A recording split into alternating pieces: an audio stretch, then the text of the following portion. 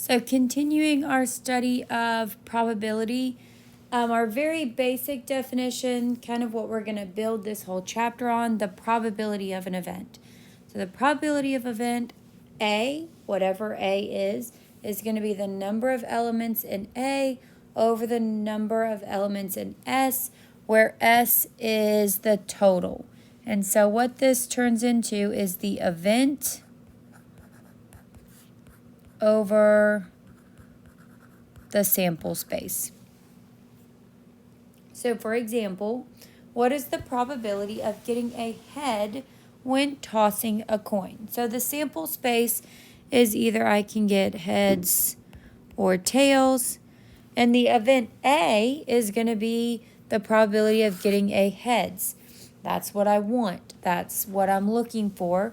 And so the number of elements in that event A is going to be 1 because there's only 1 heads in my sample space. And so the probability of getting a head is going to be 1 out of the total of 2 in the sample space. And so what I did here was I went through and I did an experiment. So what I want you to do is I want you to pause the video and grab a coin, or you can just go to Google and type in like virtual coin flip. And I want you to flip a coin 30 times and then jot down your tallies. So you're going to jot down the number of heads here, and then I made a new column for the number of tails just so I could kind of keep straight how many times I'd flipped it. So pause the video, flip a coin 30 times, and see what you get. All right, so I already have done this experiment, and so I wanted to show you what I got.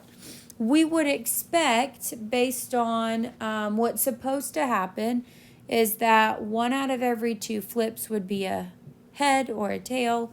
And so if I had 30 flips, I should have 15 heads and 15 tails. However, that's not always true. And so you can see here that the probability of my flip of getting a head is going to be 18 out of 30, which is a little bit higher than we expected. We would expect it to be 15.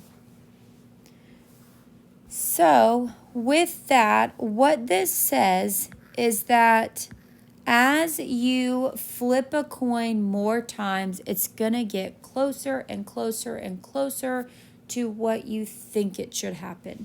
Now, you can read this big fancy math definition over here, but the summary is as you flip a coin more times, 10, 50, 100, all the way down to 10,000, the number of heads that you get is going to get closer and closer to that 0.5 like it should. So we have 2 things.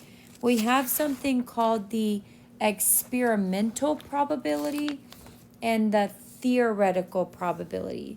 The theoretical probability is the probability that you should get, the probability that the formulas say.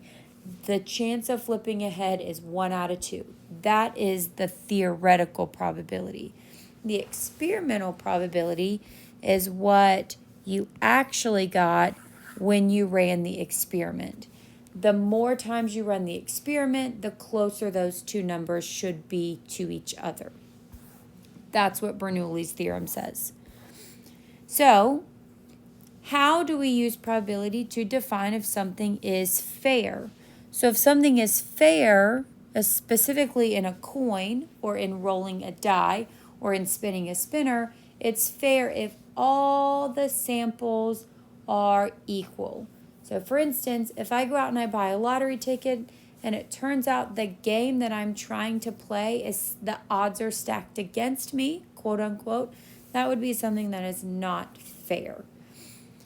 There's a history lesson for you. You don't care, we can skip that anyway, but you can go back and read that. Ironically, Jacob Bernoulli was actually studying theology and then became interested in math and kind of started at the beginning stages of probability as we know it today.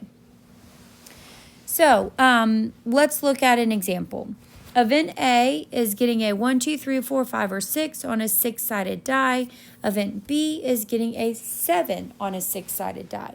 So use the events to determine the probability. Now remember, my sample space for rolling any kind of die, a normal die, is 1, 2, 3, all the way to 6. So event A, the probability of getting a 1, 2, 3, 4, 5, or 6, there's 6 of those out of a total of 6, and so that's going to be a 1.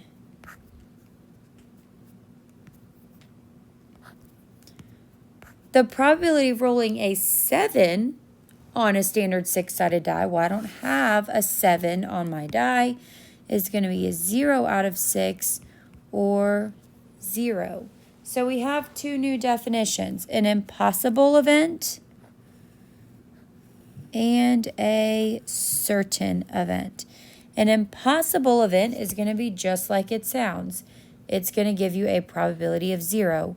It is something that will never happen. And then a certain event is something that is always going to happen, which will have a probability of 1.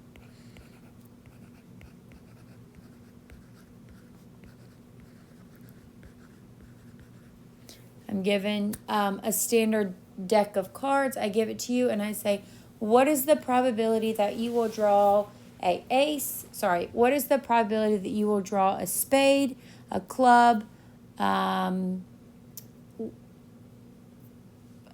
of all of the suits? Well, there would be some mixture of probability. I'd be at about 1 out of 2 once I rounded it down. However, I said, what is the probability that you will draw a red or a black card?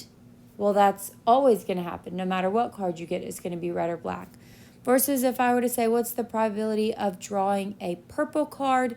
It would be 0, because no matter what card you draw, not a single one of those is going to ever be purple. And so we have a theorem that says the probability of any event will be somewhere between 0 and 1. It can be 0 and it can be 1, so it is less than or equal to both of those.